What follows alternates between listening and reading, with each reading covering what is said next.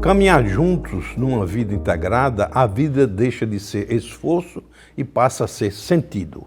Este é o objetivo do Nossa Vida Integrada, um programa sobre como alcançar equilíbrio entre saúde, propósito, relacionamentos e autoconhecimento. Há um lugar onde essa integração é testada no limite, diante do câncer. O diagnóstico que fragmenta tudo simultaneamente. Nesse cenário, uma coisa transforma tratamento em cuidado, acolhimento genuíno. Conversaremos hoje com a doutora Carla Emereciano, médica oncologista com formações que vão além da técnica, da filosofia à gestão, de saúde à experiência do paciente. Hoje, como diretora-geral executiva da Liga contra o Câncer, ela trabalha diariamente na interseção entre ciência, liderança e profunda humanidade. Doutora Carla tem MBA em Gestão de Saúde pela FGV, São Paulo, pós-graduação em Filosofia pela PUC do Rio Grande do Sul, pós-graduação em Experiência do Paciente pelo Instituto Israelita Albert Einstein e pós-graduação em Excelência Operacional pelo Instituto Israelita também Albert Einstein. Mestranda em Saúde Coletiva pelo FRN. O que faz você escutar é uma conversa franca sobre como o acolhimento funciona, como âncora para uma vida integrada, mesmo diante do que nos fragmenta. Seja bem-vinda, doutora Carla.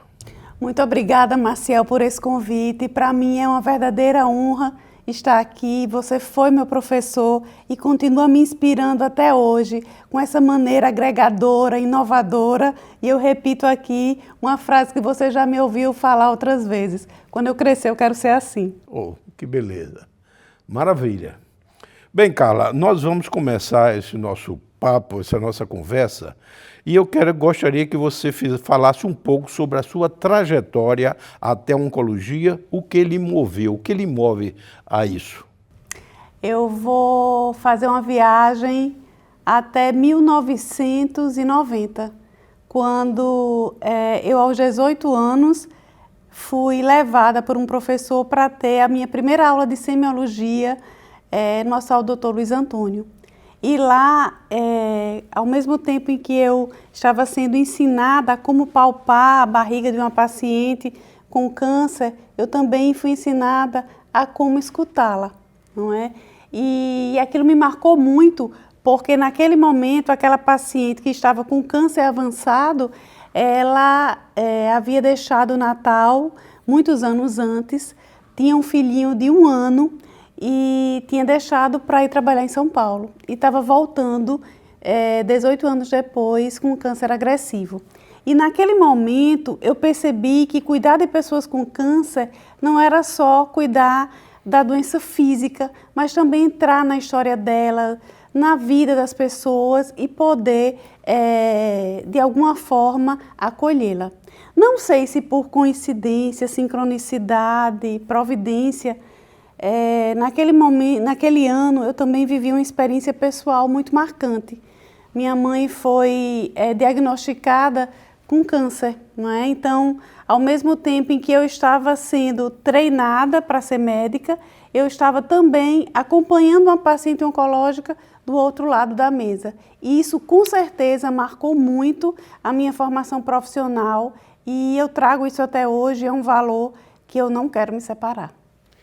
Muito bem, Carla. Realmente, essa é uma coisa que a gente se depara a cada dia, quando menos espera, um fato desse acontece. Mas nós que trabalhamos na oncologia, Carla, um campo onde as pessoas enfrentam suas questões mais profundas, sabemos que acolhimento não é um serviço adicionado. É um fundamento que transforma o sofrimento em dignidade e a instituição em comunicação. Isso é uma comunidade, inclusive. Uma coisa importante é que conte-nos um pouco sobre o momento em que você percebeu que acolhimento não era apenas uma gentileza, mas uma necessidade fundamental na prática do acompanhamento do paciente oncológico.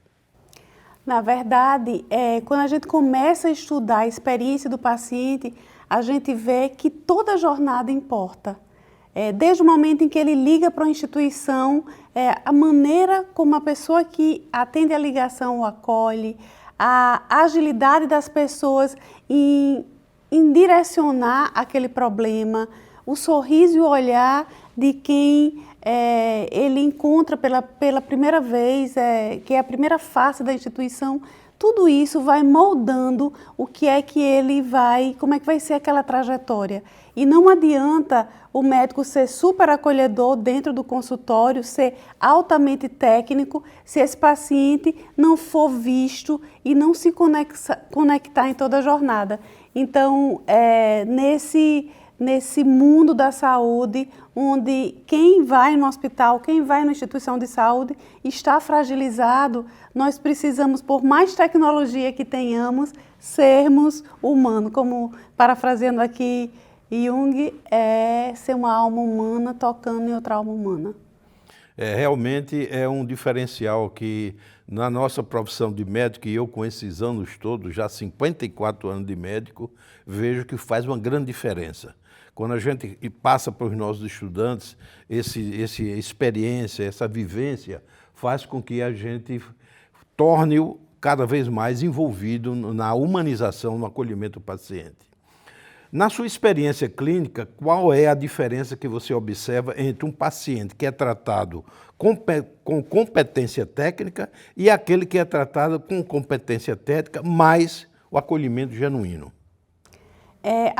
A competência técnica ela é básica. Acredito que todos nós que estamos na área de saúde, a gente precisa ser tecnicamente competente.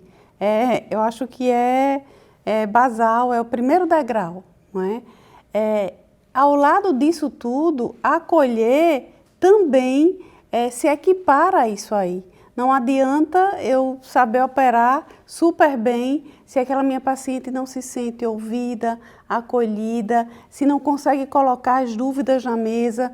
Então, hoje, não dá mais para escolher entre ser tecnicamente bom e ser humanamente cuidadoso. É preciso que essas duas competências humanas se conectem, porque senão as máquinas vão tomar nosso lugar, e eu acredito que o grande diferencial é exatamente esse, a empatia, se colocar no lugar, ter tempo para aquela pessoa que está ali na sua frente.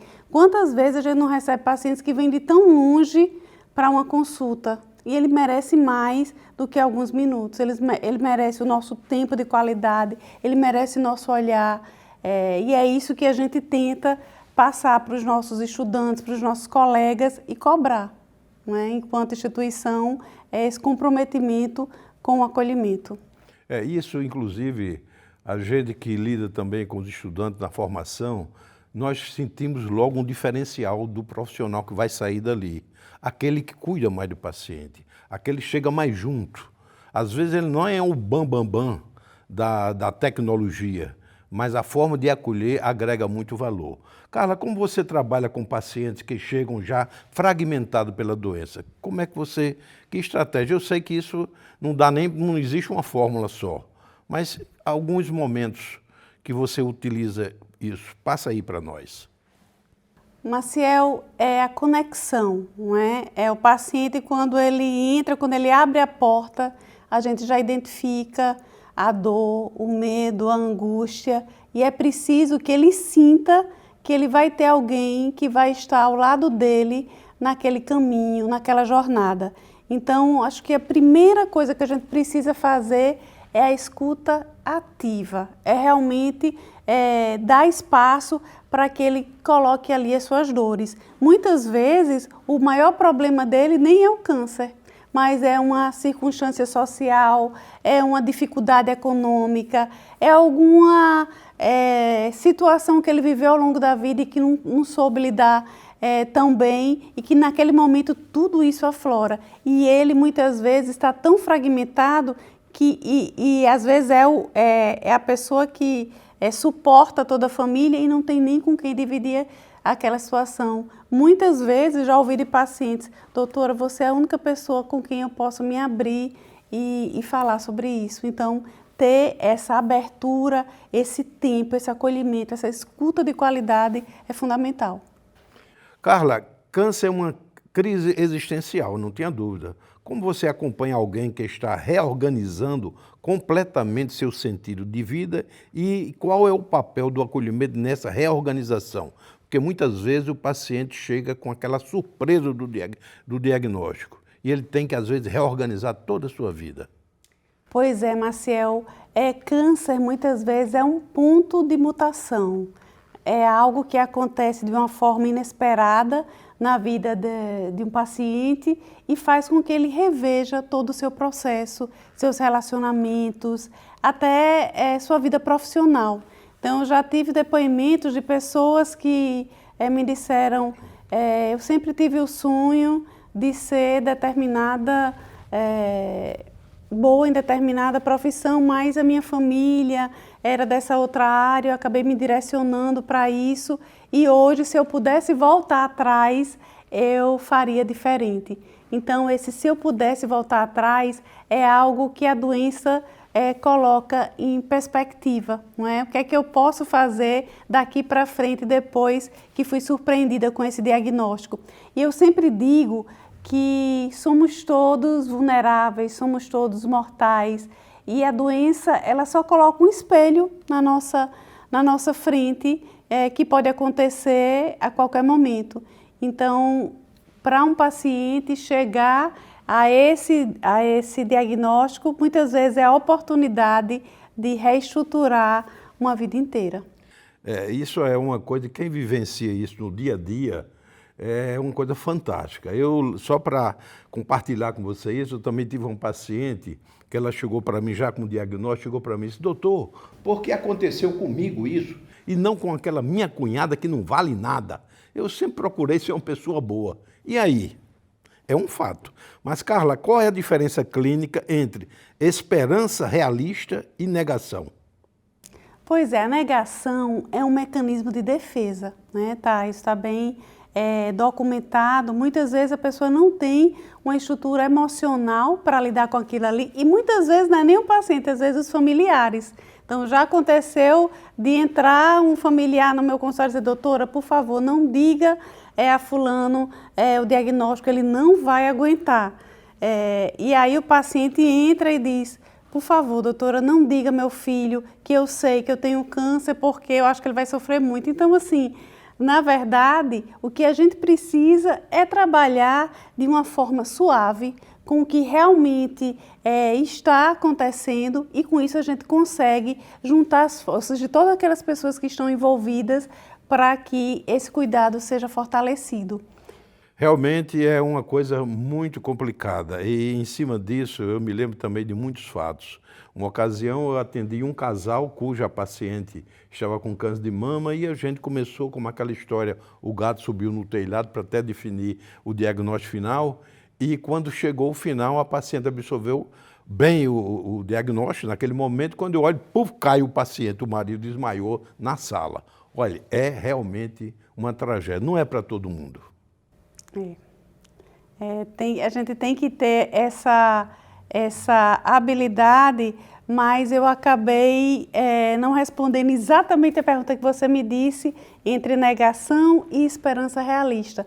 Quando a gente trabalha com a verdade e sempre respeitando o limite daquele paciente, eu já tratei colegas médicos que parecia que eu estava falando com a criança de 5 anos.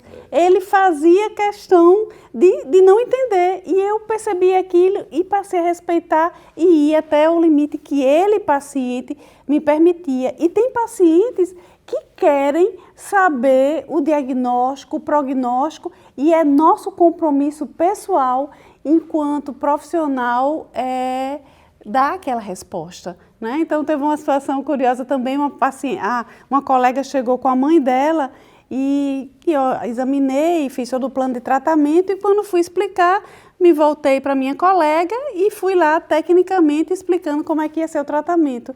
E aí a mãe dela disse, doutora, a paciente sou eu, é para mim que a senhora tem que falar. Então, assim, muitas vezes a gente precisa ter essa sensibilidade para respeitar o mecanismo de defesa, de negação de um paciente e também para dar esperança realista para outro, dependendo da sua característica. É isso mesmo.